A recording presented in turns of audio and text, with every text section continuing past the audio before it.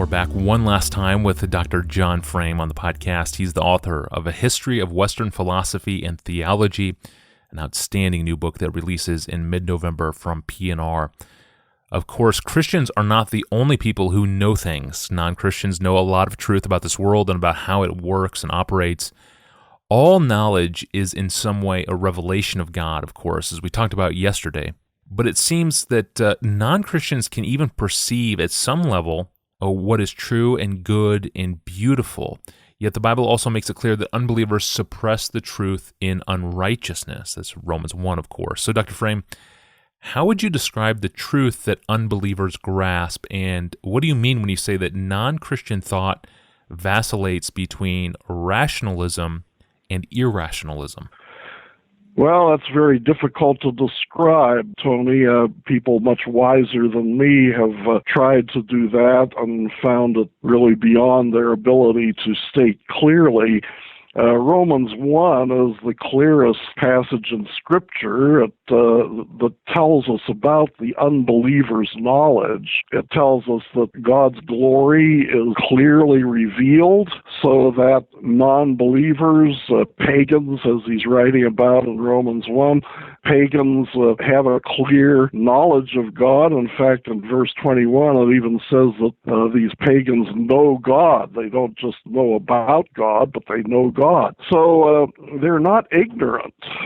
What they need is not additional information in a way. Now, in a conversation between a believer and a non-believer, sometimes there's an exchange of information. If the unbeliever claims not to know something, we have to remedy that claim at least. But in the most profound sense, the non-believer knows God, even though he rejects God. Now, Paul goes on to say in Romans 1 that as the non-believer suppresses the truth in unrighteousness, he exchanges, this is unbelievable if you know the glory of God, but he exchanges the glory of God for the glory of things in the created world and makes statues and images and worships these idols instead of worshiping the true God. And then Paul goes on to show how that naturally leads to very gross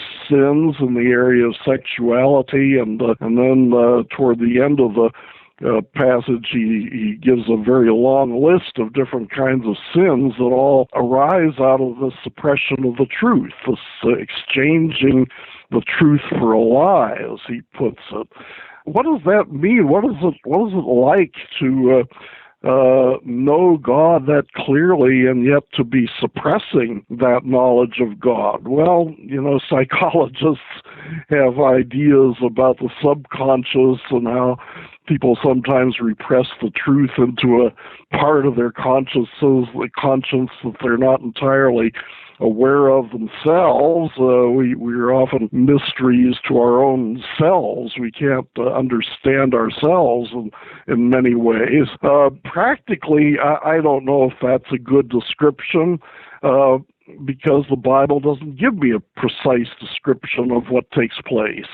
But practically, I think what happens is that when you're talking with a non-believer, you can agree on things like the sky is blue and this is an evergreen tree and it's not a pumpkin, but so you can agree on ordinary things, but the closer you get to talking about God, the closer you get to talking about Jesus Christ, the more disagreements come in and the more fervent the disagreements are. And so you really have to, it's a paradoxical situation, and the unbeliever is always pushed back and forth. He lives in God's world, so he has to acknowledge certain things about God's world. When you jump up in the air, you fall back down down again.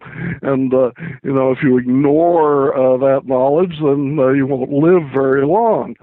He has to acknowledge certain things, and yet he tries so very hard to squeeze God out of his knowledge. I think of Satan, for example, as the worst possible example along this line. Satan, in one way, knows more about God than I do or that any of us do, but Satan tries the terrible project of trying to replace God on the throne, and it's just laughable that anybody would try that. But essentially that's what Satan tried to do, and that's what unbelievers try to do.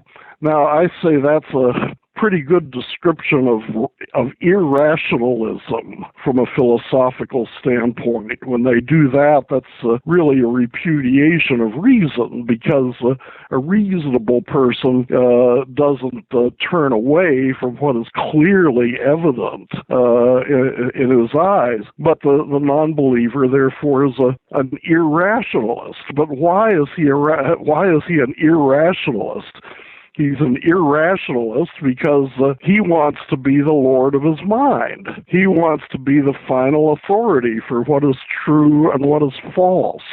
He wants to rule his own thoughts rather than thinking God's thoughts after him. Well, that's a pretty good philosophical description of rationalism. A rationalist is somebody who trusts his own reason as the final and ultimate standard of truth. Well, here I am. I've said that the unbeliever is an irrationalist, and I've also said that he's a rationalist. Well, which one is he? Well, the fact is that he bounces back and forth. When the desire of his heart is to be irrational, but when he gets into trouble that way, when he finds out that he's living in God's world and he can't behave that way, then he tries to set up some kind of an orderly type of thought based on his own reason, and that doesn't work either. And when that gets him into trouble, then he jumps over into irrationalism. And Tony, I think that's a pretty good guide to the way the history of philosophy progresses. You have one generation of philosophers like skeptics in ancient Greece, and they take an irrationalist, relativist kind of view, and then another group of philosophers like Plato and Aristotle, for example, come along and try to show that reason is reliable and reason is dependable. And then you have another generation that questions Plato's assurances. And so the history of philosophy tends to move from rationalism to irrationalism, and some philosophers, of course, try to come up with combinations of the two, which are always unstable. So I think that's the most helpful way I know to describe the unbeliever's mentality, but it's paradoxical, it's difficult to understand. In fact, it's impossible to understand consistently because it isn't consistent. That's fascinating and true. So let's make this concrete and put this distinction into a context of non-Christian novelists. It seems like in the best non-Christian fiction, authors grasp some sense of what is true and good and beautiful, like the beauty of self-sacrificing love. It's beautiful to give your life for others. And they also understand the human condition in some really authentic and profound ways, too. Years ago, I remember reading an article of yours, and you said something to the effect that no one can suppress all the truth all the time. And for me, that was illuminating. That was really helpful. And the image that I have in my mind is that truth is everywhere in creation. And being in this world is like being in a pool. And truth is like being surrounded by 100 ping pong balls. And the suppression of truth is like trying to hold down 100 ping pong balls underwater at all times. It's just impossible. Yeah. Does that illustration work for understanding non-Christian novelists and their perceptions? Oh, that's a great illustration, yeah. Well, I appreciate the novelist tradition because often what they come up with, and it's surprising, but what they often come up with are stories and images that are analogous to the story of redemption in the Bible. Exactly. And that's because I think everybody knows in his heart that what we need as human beings is redemption from sin. What we need above all is not more food, more entertainment, more goodies, but what we need is forgiveness. And so they write stories that allow for that, and which picture that in various ways, but most of the time they don't tell anywhere near the whole story. Yes, exactly. Tragically true. And in some sense, novelists can speak to what they know is true, but they don't have to embrace it as true personally, maybe. Is that going on? So perhaps in a novel, more ping pong balls get to the surface.